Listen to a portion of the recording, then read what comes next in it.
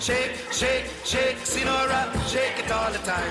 When you add a shake of Frank's Red Hot, you open a world of better. A world where wings bring out the flavor of game day any day. Where buffalo chicken dip takes any party up a notch. And where any slice of pizza instantly becomes the world's best slice of pizza. At least until the next slice. Bring every bite to life with the perfect blend of flavor and heat. Frank's Red Hot. I put that shit on everything. And welcome to the Night Owl. It's good to have you here. It feels like it's been a while. I know it has been a while. So if you're a frequent listener, I always love having you back. And if you're a newcomer, well, get comfortable. There's room. I just want to remind you, content may contain adult language and scenarios that may not always be suitable for all audience members. So listeners' discretion is advised. October is fast upon us, and I can't wait. Got some more stories coming along and some voices that I get to share this space with, and I'm always excited for what we come up with, so stay tuned for that.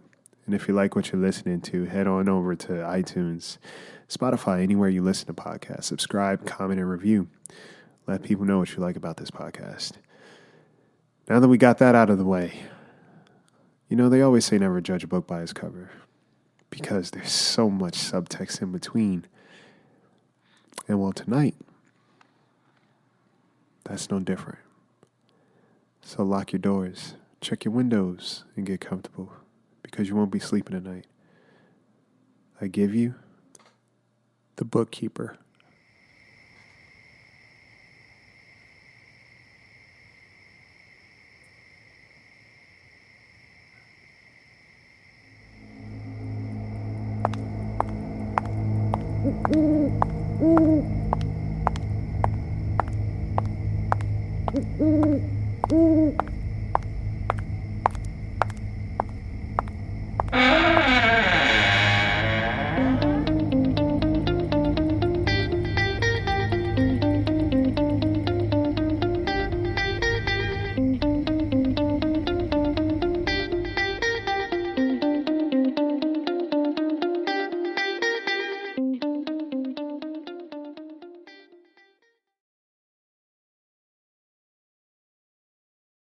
So, one of my dream jobs in my teens was working in a library.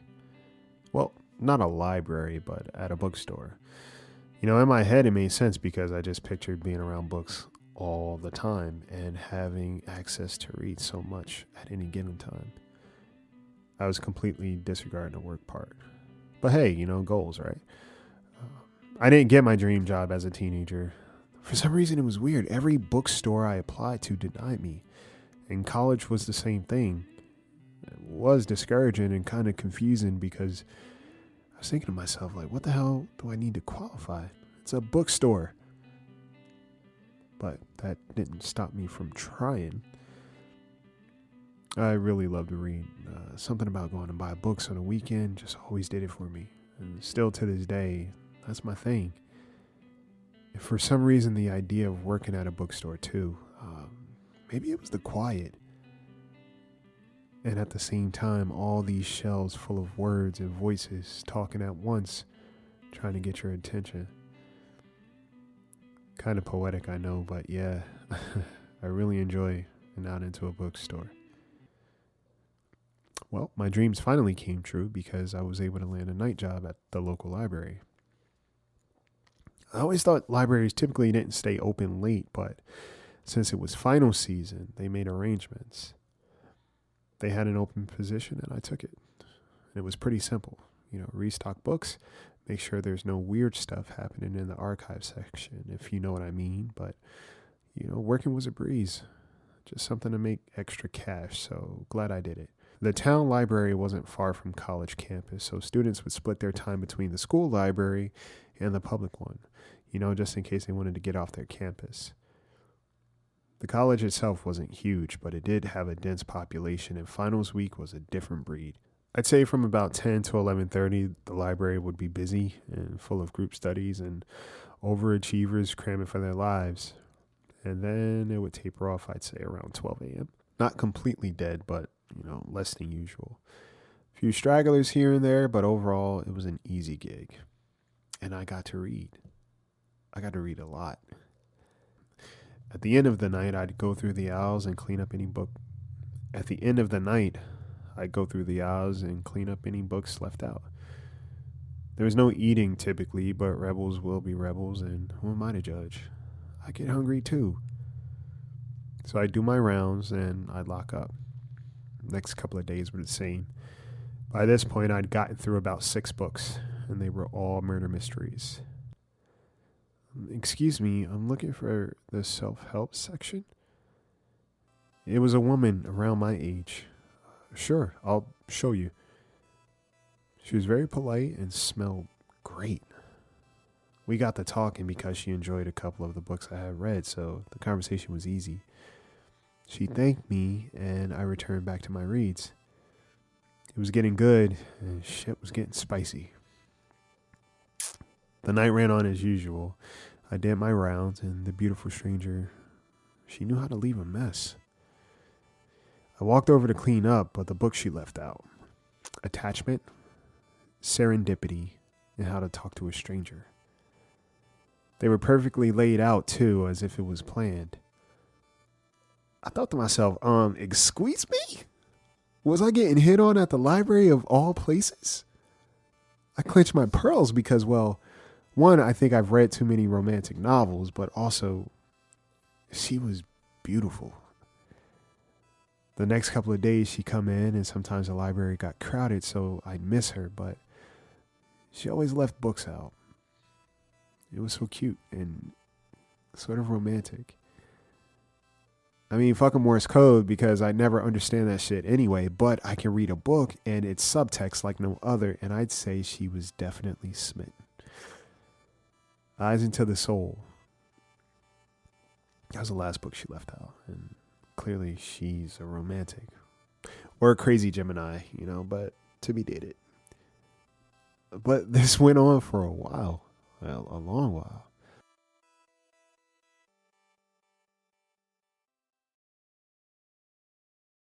I was the first to arrive and relieve the other librarian, and the last to leave at night. And every night I'd leave and I'd walk through the empty lot to my car. You ever listen to your footsteps sometimes in an empty space? I don't know about you, but for me it's almost like I was waiting to hear another set. I never did. And I can't help sometimes just feeling like someone's watching you. Right? Or is that just me? Sometimes I see a car parked across the lot, and my assumption was it was the students who got drunk and left their car there. Safer bet. Final season was finally ending its season, and the crowd started to die down a little bit. I stopped seeing her.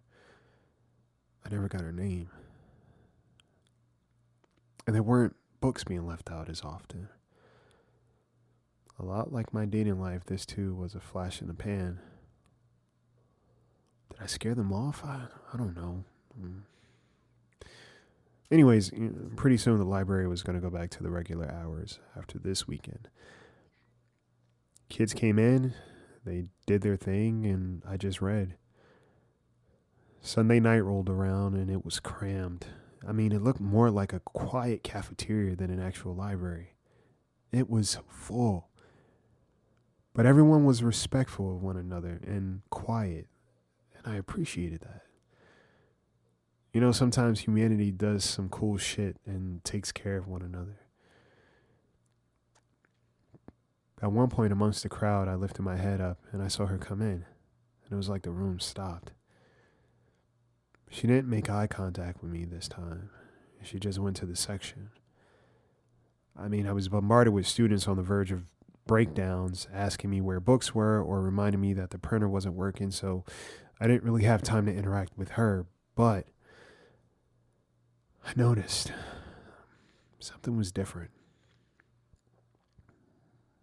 As fast as she came in, she left just as quickly. I didn't understand. She looked like she was in a rush too, but more worried.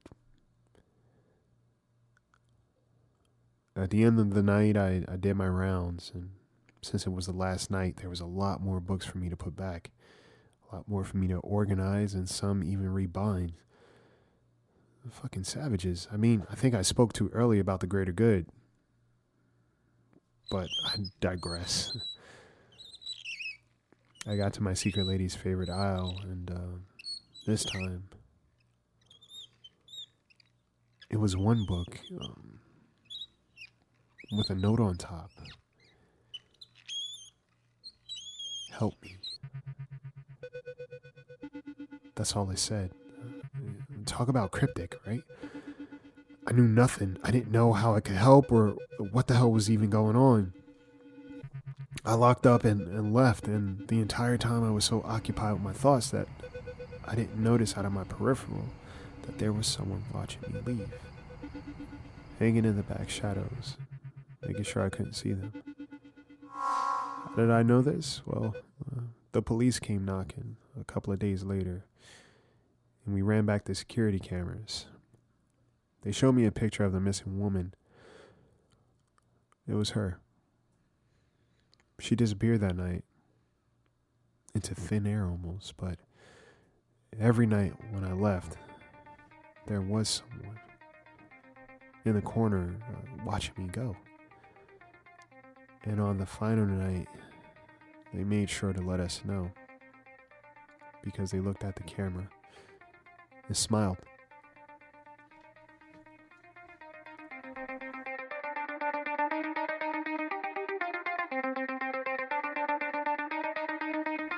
There you have it. Hope that didn't scare you too much. Stay tuned for some more stories to come in. And like I said, October is one of my favorite months of the year, and I like to go all out. So you will definitely have your fill of some spookies to keep you up at night.